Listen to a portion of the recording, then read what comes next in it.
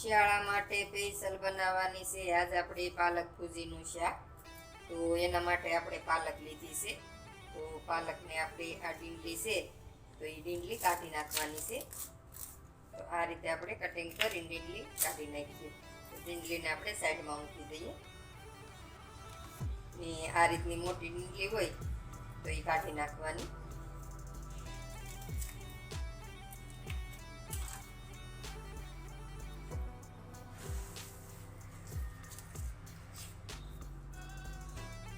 હવે આપણે બાઉલ લીધું છે તો એમાં આપણે પાલક નાખી ને ધોઈ લઈએ. પાલક આપણે ધોઈ લીધી છે તો હારીથી ધોઈ લેવાની છે આપણે 2-3 પાણીએ. હવે આપણે એને કટિંગ કરી લેવાની છે. તો આપણે લઈ લઈએ આની ઉપર. હવે આપણે એને કટિંગ કરી લઈએ. તો આ રીતે મોટી સાઈઝમાં જ આપણે કટિંગ કરવાની છે, એવી સાઈઝમાં નથી કરવાની.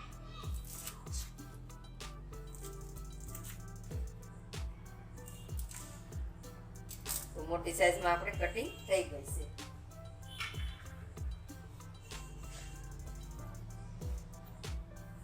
હવે આપણે મિક્સરનું ખાનું લીધું છે તો મોટું ખાનું લીધું છે તો એમાં આપણે નાખી દેવાની છે.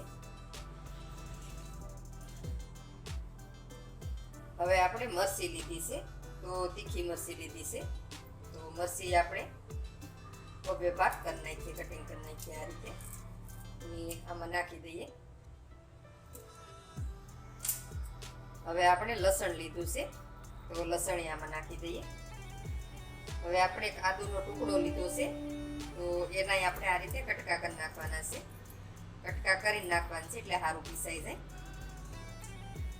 તો બધી વસ્તુ આપણે આમાં નાખી દીધી છે. તો પહેલા આપણે પાણી નાખ્યા વિનાનું આપણે પીસવાનું છે આ રીતે. તો આપણે આ રીતે પીસી લીધી છે. તો હવે આપણે એમાં પાણી નાખવાનું છે. જેમ કે આપણે ડસકે આમાં પીસવાનું છે કે આ રીતનું પીસાઈ જાય. હવે આપણે એની ગ્રેવી બનાવી લેવાની છે.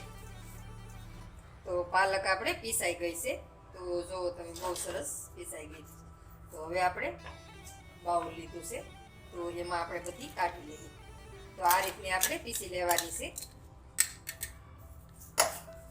અને જો સારી રીતે પીસાઈ ગઈ છે. તો આ રીતે આપણે ગ્રેવી કરી લેવાની છે પાલકની. હવે આપણે પાછું મિક્સરનું ખાનું લીધું છે ને આ આપણે ડુંગળી લીધી છે. તો નાની ડુંગળી છે એટલે આપણે 4 થી 5 ગાંઠિયા લીધા છે. તો એને આપણે કટકા કરી નાખીએ.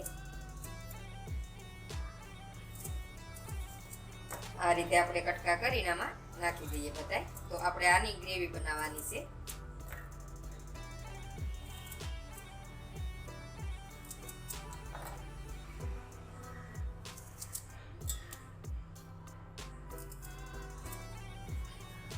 મોટી ડુંગળી હોય તમારે તો ઓછી લેવાની. આ મારી પાસે નાની ડુંગળી છે એટલે મેં વધારે લીધી છે. તો હવે આપણે એક ટમેટું લીધું છે તો ટમેટાને આપણે ભારે સુધારી લેવાનું છે. તો ટમેટાને આપણે આ રીતે કટકા કરી લેવાના છે મોટા મોટા.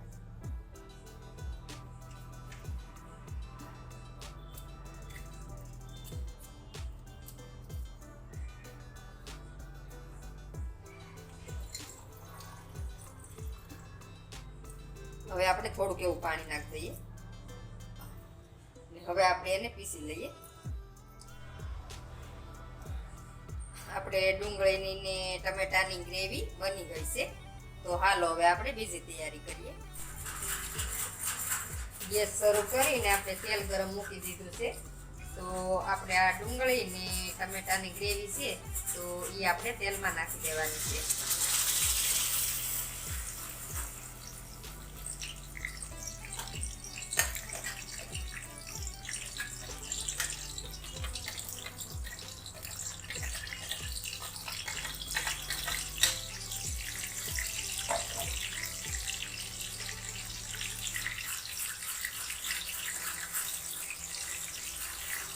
હવે આપણે એને પકવી લેવાની છે તેલમાં.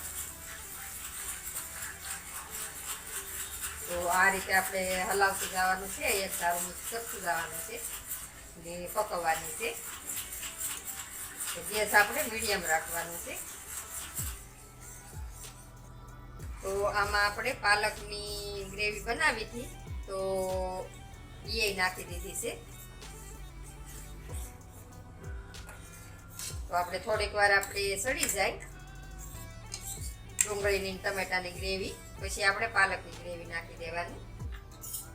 તો પાલકની ગ્રેવી આપણે નાખીને સડવા દઈએ થોડીક વાર. હવે આપણે બધાય મસાલા કરી લઈએ. તો સ્વાદ પ્રમાણે આપણે મીઠું નાખવાનું છે. હવે આપણે હિંગ નાખવાની છે.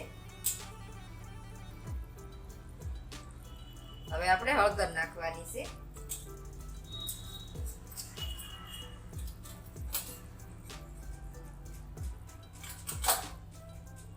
ધાણા જીરુંનો ભૂકો નાખવાનું છે.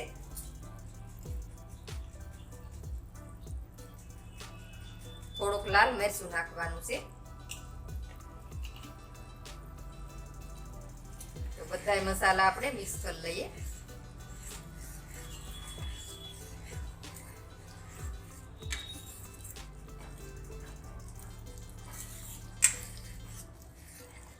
મસાલા આપણે બધાય મિક્સ થઈ ગયા છે. હવે આપણે ઢાંકીને એને સડવા દઈએ થોડીક વાર. હવે આપણે ગ્રેવી પાકી ગઈ છે બધી. તો સરસ પાકી ગઈ છે ને તેલ ઉપર આવી ગયું છે. તો મસાલા આપણે બધાય ભળી ગયા છે. તો હવે આપણે પનીર લીધું છે. તો પનીરને ખમણી લીધું છે, ખમણીથી. તો આપણે એ નાખવાનું છે.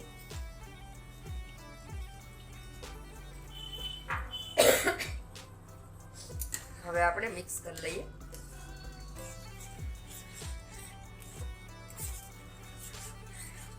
તો પનીરને આપણે ખમણી જ લેવાનું છે, ઝીણું ઝીણું. આખું પનીર નથી રાખવાનું. તો સરસ આપણે ભળી ગયું છે ગ્રેવી હારે. હવે આપણે ઢાંકીને થોડીક વાર પાકવા દઈએ.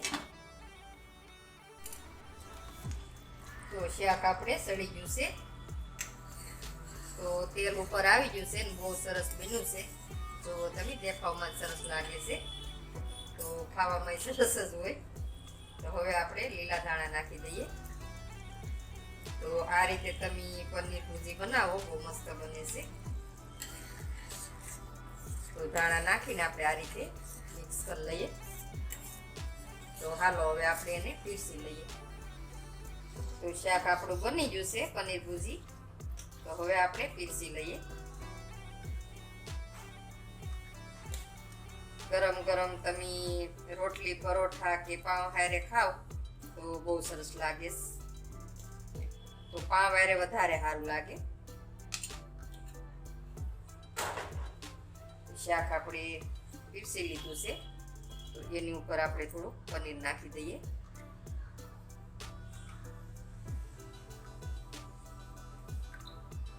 એની ઉપર આપણે લીલા ધાણા નાખી દઈએ.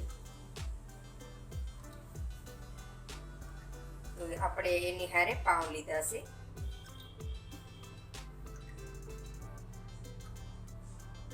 સંભારામાં આપણે ડુંગળી લીધી છે. તો બની ગયું છે આપણું પનીર ભુજીનું શાક.